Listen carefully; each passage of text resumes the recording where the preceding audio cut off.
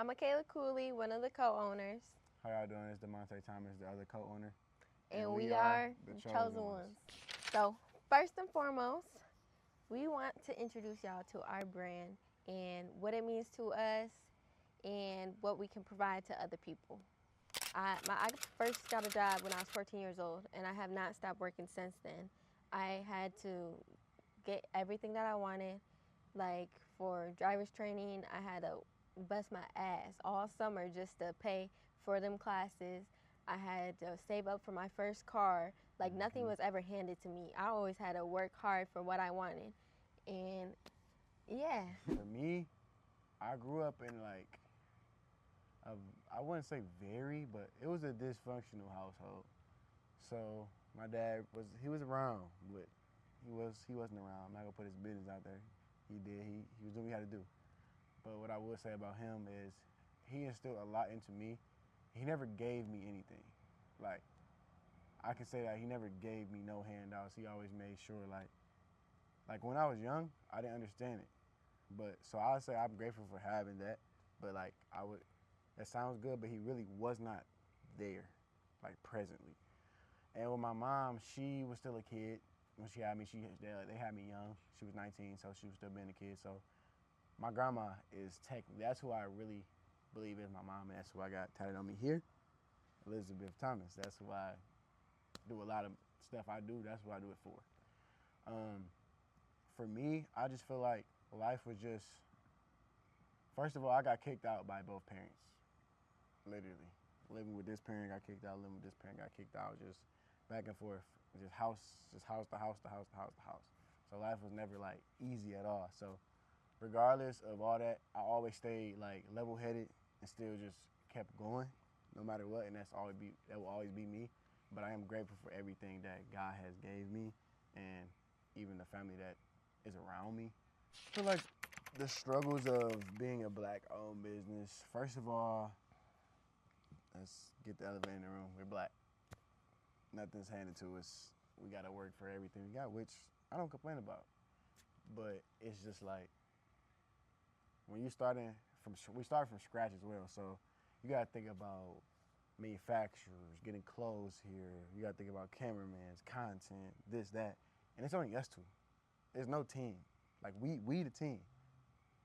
Like co-owner, fucking graphic designer, fucking financial person. We're every role in the company. So like, I say struggles is really saving the money and being able to get stuff in bulk and be able to actually have clothes on hand and really progress the brand. Like, you gotta really stay down until you go up. What that lady said, she said, people don't understand how expensive it is to be poor. Think about that.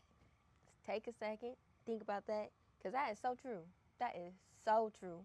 You gotta think about when you at your lowest and all the, like, money ain't going down right now. It's everything, prices right, everything. And you can't stop, so. And you cannot stop. You Because can, if you stop, you're gonna be. That's the easy way out for me. Right. All right, this is the one I've been waiting to get to. All right, our story started way back, 2022. It's 2025 now. Do the math. So, way back in 2022, we started talking there in November, and the closer we got, the closer we knew about our family and how we grew up and everything. And I just remember one night in the car, we just hour-long conversation just talking about how we grew up and the struggles that we came from. I just remember like vividly. It was one of our first conversations. Like, literally, we in my car late at night just talking for hours on end, and we talking about where we come from, our background, and the brand wasn't even. We still fresh. Like, the brand wasn't even thought about. We just talking to each other how we're similar of like where we come from. And we feel like we are the people in our families to actually do it. And not just that we feel, I know that we are the people in our family to like actually make a difference, not just for the community, but also for our family and our family's family and like people after. We want to like break generational curses, like, and that's how like That's crazy because that was like one of the first conversations, but it was nothing about a brand. Like that's always been crazy to me. And it was always crazy too because like our parents like also didn't come from nothing. So it was like generation after generation after generation. So our slogan for Chosen Ones is generationally chosen. And we feel like we're that one out of our family, separately and together, that we will be that one to make a change, break the curses. And going into that, let's just start from here. One day we just chilling, and then we got the same. That's one thing about us. The mindset is what really brought us here. Like that's what really brought us together. One day we just brainstorming stuff. I'm like, shit, we should make a brand. Boom. And then based off, we went back to the conversation.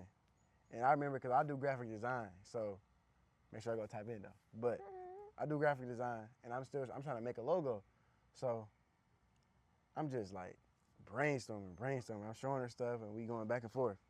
And then I was like, one thing I did, it was a thing made. This was together at first. This little thing was together at first. And it was like an eye. I forgot which font it was. It was an eye. And I was like, I can do something with that. So then I put a gap down the middle. And what this means, one is me and one is her. And that's like what the ones, that's why it's not chosen one, it's chosen ones because we're plural. We want everybody that wears this feel like they the chosen one in their family, and everybody, whoever wears it. But this split in two is just representing me and her and the origin of our story and the origin of our brand. Anybody that wear our brand, I want them to feel like that, like they step out the house, they can do whatever comes to their mind, whatever goals they want to achieve, they can go achieve them. I want them to feel that way. Yes. When they put our clothes on, I want them to feel the same drive that we have. I want them to have that same drive or even more when they wear our clothes. Like, I know a lot of y'all out there, and this is us too, we're tired of seeing our parents struggle, tired of seeing your mom sad, tired every day, busting her ass just to make sure she has food on the table for y'all kids, clothes on your back, the roof over your head. Y'all gotta be tired of seeing your people like that. You gotta look at your family as a whole. And even you guys with kids out there, I know life is hard. Kids are not the cheapest, okay? And you gotta just do it for you, do it for your family. You gotta be that chosen one to break them curses and really rise up from nothing. So that's the message that we want to get to everyone that wears our brand. We just don't want it to be a materialistic thing. We want it to mean something. Our message, y'all, is just be generationally chosen. That's our message. That's our slogan. That's all we want for the world. That's one of our footprints that we want to leave on the world. So make sure you guys join the community. Check out our website and follow on Instagram and TikTok. And all of our social media's got the link to everything in there. So feel free to click all them links and just join the ride. Come support. And we love y'all, man. If you guys would like to share your story with us, just DM us. Tell us how this inspires you. Tell us your backstory, how you guys grew up, because we would love to learn more about everybody in the world. Definitely. I just want to, we want to build a community off this. So with that being said, we're going to make our own hashtag. Everybody, if you want to make a video, want to give your story, just put hashtag chosen on there. And then we'll post you guys on our pages, and we can build a community from this. So that's all I got for y'all. Y'all have a good night. Peace.